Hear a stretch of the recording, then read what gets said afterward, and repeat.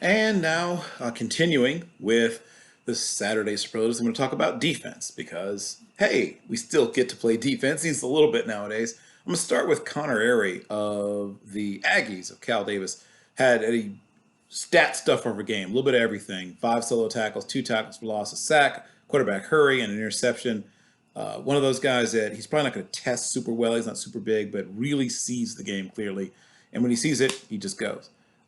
Storey Jackson, an outside linebacker at Prairie View A&M, had a great game. 3 solo sacks. Also a tackle for loss and 2 assists. Just was a monster in that game. Joe Andreessen, once again, another guy that, I'll be honest, hadn't really noticed before. Bryant Bulldogs, keep the good work. 11 solo tackles. I've seen him play before. I mean, I've watched Bryant, but he doesn't stand out to me until just recently. 11 solo tackles, 6 assists. So that's 17 total stops. He's had a part of 4.5 of those were tackles for loss. He also forced a fumble. The Gardner Webb Bulldogs, who've often had really good defensive players, maybe not NFL type guys, but guys who you might have in a camp or might be perfect for a developmental league if there was one.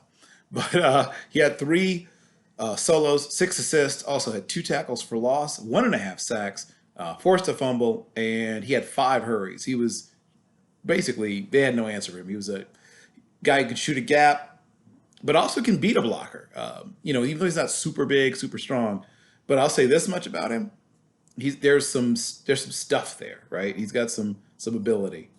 Moving on down the line to Ricardo Martinez, who's a DB of all things, but he's one of those guys that plays a lot close to line scrimmage. So even though he's not a very big safety, he's a guy that's comfortable in and around the box. He had, once again, Bryant, 6 tackles, 2 assists, also 1 sack, 3 tackles for loss. That's a lot of work for a guy who's about 188 pounds. And then I got to finish up because I have to finish up. And he's last, but he's not least. He's holding all this up is Jacoby Durant, who had an amazing game. South Carolina State, once again, has a really good tradition of putting out defensive talent, going back Harry Carson and even before that. But he had 3 interceptions, and he's just a coverage monster. He's one of those guys that,